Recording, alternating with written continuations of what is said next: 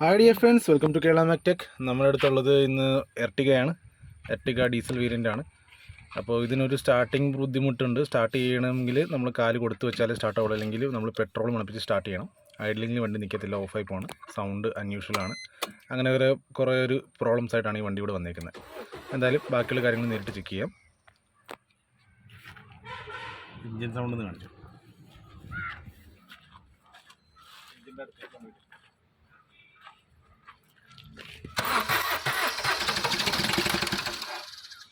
അതായത് നമ്മൾ സെൽഫ് എടുക്കുമ്പോൾ ഒരു കംപ്രഷൻ ഇല്ലാത്ത പോലെ ഒരു ഫീലിംഗ് ആണ്. ഒരു വലിച്ചിൽ വന്നിട്ടാണ് വണ്ടി സ്റ്റാർട്ട് ആവുന്നത്.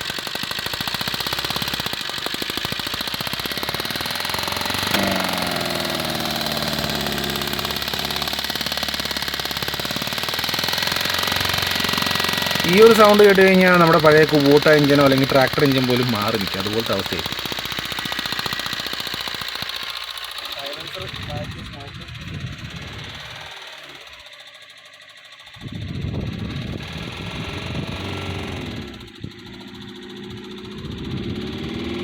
അപ്പോൾ ഇതുപോലത്തെ ഒരു അൺയൂഷ്വൽ ആയിട്ടുള്ള ഭയങ്കരപ്പെട്ട നോക്ക് നോയ്സും സ്മോക്കും വണ്ടി പവർ എടുക്കാത്തൊരു അവസ്ഥയും അല്ലേ. ഇഞ്ചക്ടറാണോ പമ്പാണോ അപ്പം അതോ മെക്കാനിക്കൽ എററാണോ?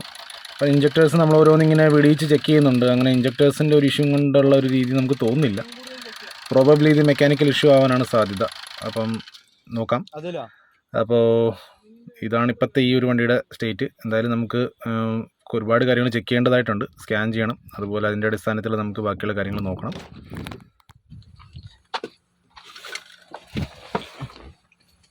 ഇതിൻ്റെ അവസ്ഥ കണ്ടിട്ട് ഒന്നിലെ ടൈമിങ് ഔട്ടും കാണും, പ്ലസ് ഒന്നിലധികം കണക്റ്റിംഗ് ചിലപ്പം പോയിട്ടുണ്ടാവും. കണക്റ്റിംഗാണോ?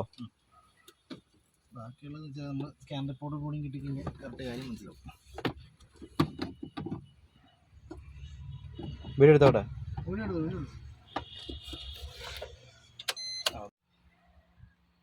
അതായത് ഈ ഒരു അവസ്ഥ എന്ന് പറഞ്ഞു കഴിഞ്ഞാൽ ഒന്നില്ലെങ്കിൽ വണ്ടി ടൈമിങ് ഔട്ടായിട്ട് വണ്ടി ഓടിയിട്ടുണ്ടാവണം. ടൈമിങ് ഔട്ടായിട്ട് അല്ലെങ്കിൽ ടൈമിങ് സ്ലിപ്പായി പോകും. ചിലപ്പം ഈ ഒരു കേസിൽ സ്ലിപ്പായിട്ട് വണ്ടി ഓടിയിട്ടുണ്ടാവണം. വാല് കുത്തിപ്പോവുകയോ അല്ലെങ്കിൽ കണക്റ്റിംഗ് റാഡ് ബെൻഡ് ആവുകയോ അങ്ങനെ ചെയ്താലാണ് ഇത്രയും ഒരു പ്രശ്നം വരുന്നത്. കാരണം വെറും ഇഞ്ചക്ടർ കൊണ്ട് മാത്രം ഇത്ര ഒരു സീൻ വരാറില്ല. ബാക്കി നമുക്ക് ഫർദർ ചെക്ക് ചെയ്യാം. ടൈമിങ് വെച്ച് ടൈമിങ് എല്ലാം കറക്റ്റാണെന്ന് നോക്കാം. ഇഞ്ചക്ടേഴ്സ് റിമൂവ് ചെയ്തിട്ട് പിസ്റ്റൻ ടോപ്പ് കറക്റ്റ് 4 സിലിണ്ടറും കിട്ടുന്നുണ്ടോ എന്ന് നോക്കാം. അപ്പോൾ ഏകദേശം നമുക്കൊരു കാര്യം മനസ്സിലാവും.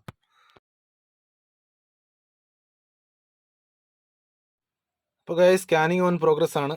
ഭയങ്കര വെയിലാണ്, ചൂടാണ്. എന്നിരുന്നാലും പരമാവധി നമ്മുടെ ഇതിൻ്റെ സ്കാൻ ടൂളിൻ്റെ സ്ക്രീൻ നമുക്കൊന്ന് ക്യാപ്ചർ ചെയ്യാൻ പറ്റുമെന്ന് നമുക്ക് നോക്കാം. ട്രബിൾ കോഡ്സ് എന്താണെന്ന് നോക്കാം. പക്ഷേ ഇത് നമുക്ക് ഇലക്ട്രിക്കലി ഒന്നും ചെയ്യാനില്ല. ഇത് നമുക്ക് തോന്നുന്നത് ഇത് കറക്റ്റ് ഒരു മെക്കാനിക്കൽ ഇഷ്യൂ ആണെന്ന് തന്നെയാണ്. അപ്പോൾ ഇതിൻ്റെ ഒരു സെക്കൻഡ് പാർട്ട് വേണം. താല്പര്യപ്പെടുന്ന ഒരു കമൻറ്റ് ഇടുക, സെക്കൻഡ് പാർട്ട് ഇടാം. ഡിസസംബിൾ ചെയ്യുമ്പോൾ എന്തൊക്കെ കംപ്ലയിൻറ്റ് കിട്ടി, എന്താണ് ഇഷ്യൂ, എങ്ങനെ റെക്ടിഫൈ ചെയ്യാമെന്ന് ആഗ്രഹമുണ്ടെങ്കിൽ തീർച്ചയായിട്ടും വീഡിയോ കണ്ട് കമൻറ്റ് ഇടണം. നമ്മുടെ ചാനൽ ആദ്യമായിട്ടാണ് കാണുന്നതെങ്കിൽ ചാനൽ കണ്ടൻറ്റും കാര്യങ്ങളൊക്കെ ഇഷ്ടപ്പെടുന്നുണ്ടെങ്കിൽ ലൈക്കും ഷെയറും സബ്സ്ക്രൈബ് ചെയ്യാനായിട്ട് മറക്കണ്ട. ഏതെങ്കിലും തരത്തിൽ ആർക്കെങ്കിലും ഉപകരിക്കുമെന്നുള്ളത് എനിക്ക് ഉറപ്പുണ്ട്. ഉപകരിക്കുന്നവർ തീർച്ചയായിട്ടും അവരുടെ ഒരു പ്രോത്സാഹനം കാണിക്കണം. അപ്പോൾ ഇതിനകത്ത് നമ്മൾ ഈ കാണുന്ന പോലെ ഇതിനകത്ത് ടർബോ ചാർജറിൻ്റെയും പിന്നെ മാനിഫോൾഡിൻ്റെ പ്രഷർ സെൻസർ അനുസരിച്ചുള്ള റിലേറ്റ് ചെയ്യുന്ന ഒരു ട്രബിൾ കോഡ്സാണ് വന്നേക്കുന്നത്. ബേസിക്കലി ഇലക്ട്രിക്കലി ഉള്ള പ്രോബ്ലം കൊണ്ടോ അല്ലെങ്കിൽ അതിൻ്റെ പെർഫോമൻസ് ലാഗ് കൊണ്ടോ അല്ലെങ്കിൽ മെക്കാനിക്കലി വരുന്ന പ്രോബ്ലംസ് കൊണ്ട് വരാം. നമുക്ക് നോക്കേണ്ടതായിട്ടുണ്ട്. പിന്നെ ABS സംബന്ധമായ കംപ്ലയിൻ്റ് ഉണ്ട്. Rear side ABS, right side ABS sensor failure ഉണ്ട്. അത് പക്ഷേ സ്റ്റാർട്ടിങ്ങിനെ ബാധിക്കുന്നില്ല. അത് ഫർദർ കിട്ടിയിരിക്കുന്ന ഒരു കംപ്ലയിൻറ്റ് മാത്രമാണ്. അപ്പോൾ എന്തായാലും നമുക്ക് മെക്കാനിക്കലിയുള്ള സൈഡ് എന്ന് പറഞ്ഞാൽ നമ്മുടെ പ്രൈമറി ഇൻസ്പെക്ഷൻ എന്ന് പറഞ്ഞാൽ ബേസിക് ലെവൽ മുതൽ, അതായത് നമ്മുടെ എയർ ഫിൽറ്റർ അങ്ങനെയുള്ള കാര്യങ്ങളൊക്കെ ഓക്കെ ആണോ എന്ന് നോക്കണം. എയർ കറക്റ്റായിട്ട് ചെല്ലുന്നുണ്ടോ, ടർബോ കറക്റ്റ് ഫങ്ഷനിങ് ആണോ, എയർ മാസ് ഫ്ലോ കറക്റ്റ് ആണോ, അങ്ങനെയുള്ള കാര്യങ്ങളൊക്കെ നമ്മൾ ചെക്ക് ചെയ്തിട്ട് വണ്ടിയുടെ ടൈമിങ് ഓക്കെ ആണോ, അത് കഴിഞ്ഞിട്ട് നമ്മുടെ ഇഞ്ചക്ടേഴ്സ് റിമൂവ് ചെയ്ത് വണ്ടിയുടെ 4 പിസ്റ്റൻ്റെ ടോപ്പ് സൈഡ് കറക്റ്റായിട്ട് കിട്ടുന്നുണ്ടോ, അങ്ങനെയുള്ള ബേസിക് കാര്യങ്ങൾ നോക്കിയിട്ട് വേണം നമുക്ക് ഫർദർ ഇതിനകത്ത് കൂടുതൽ ഡയഗ്നോസിലേക്ക് പോകേണ്ടതായിട്ടുള്ളൂ. അത് ചെയ്യുമ്പോൾ തന്നെ ഏകദേശം നമുക്ക് ഫോൾട്ട് കിട്ടുമെന്ന് ഞാൻ വിശ്വസിക്കുന്നു. അപ്പോൾ നമുക്കൊന്നുകൂടി സ്റ്റാർട്ട് ചെയ്ത് നോക്കാം. ഇപ്പോൾ ഈ കാണുന്ന പോലെ ഈ വലിച്ചിൽ വന്നിട്ടുള്ള ഒരു സ്റ്റാർട്ടിങ് അബ്നോർമൽ ഒരു സ്റ്റാർട്ടിങ് നോയ്സാണ്. സ്റ്റാർട്ടിങ് ബുദ്ധിമുട്ടാണ്. കാല് കൊടുത്തു കഴിഞ്ഞാൽ വണ്ടി ഒന്ന് ഐഡ്ലിങ് നിൽക്കുകയുള്ളൂ. പിന്നെ ഈ അബ്നോർമലായിട്ടുള്ള സ്മോക്ക്, പവർ എടുക്കത്തില്ല. ഇങ്ങനെയുള്ള ഇഷ്യൂസൊക്കെ തോന്നുമ്പോൾ തന്നെ നമുക്ക് മനസ്സിലാക്കണം എന്തോ പ്രോബ്ലം ഉണ്ട്. വണ്ടി നമ്മൾ പരമാവധി ഡ്രൈവ് ചെയ്യാതെ സൂക്ഷിക്കുക. ഇങ്ങനെയുള്ള പ്രോബ്ലംസ് വരുവാണെങ്കിൽ ഡ്രൈവ് ചെയ്യാതെ സൂക്ഷിക്കുക. അത് തന്നെയാണ് മെയിൻലി എനിക്ക് പറയാനുള്ളത്. എത്രയും പെട്ടെന്ന് നല്ലൊരു വർക്ക്ഷോപ്പിൽ വണ്ടി കാണിക്കുക. ഇപ്പോൾ ഈ ഒരു വണ്ടിയുടെ കേസിൽ ടൈമിംഗ് ഔട്ടായ പോലെയാണ് അവസ്ഥ. വണ്ടി അവിടുന്ന് ഓടിയാണ് ഇവിടം വരെ വന്നേക്കുന്നത്. ഈ ഒരു അവസ്ഥയിലാണ് വന്നേക്കുന്നത്. അപ്പം എഞ്ചിൻ്റെ അവസ്ഥ എന്നായിരിക്കും എന്നുള്ളത് പറയാൻ പറ്റുന്നില്ല.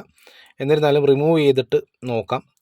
സെക്കൻഡ് പാർട്ട് വേണം. ഇത് എന്തായിരുന്നു സംഭവം, ഇത് നമ്മൾ എന്ത് ചെയ്താൽ റെഡി ആവും എന്നുള്ളത് അറിയാൻ താല്പര്യമുള്ളവർ വീഡിയോ കണ്ടു കഴിയുമ്പോൾ കമൻറ്റ് ഇടണം. കമൻറ്റ് ബോക്സിൽ കമൻറ്റ് അറിയിക്കണം. കാരണം മൾട്ടി ജെറ്റ്സ് നമ്മൾ ഒരുപാട് ചെയ്തിട്ടുണ്ട്. എന്നിരുന്നാലും താല്പര്യമുണ്ടെങ്കിൽ, പ്രേക്ഷകർക്ക് താല്പര്യമുണ്ട്, ഇഷ്ടമുണ്ടെങ്കിൽ തീർച്ചയായിട്ടും ഇതിൻ്റെയും വീഡിയോ ഇടാം.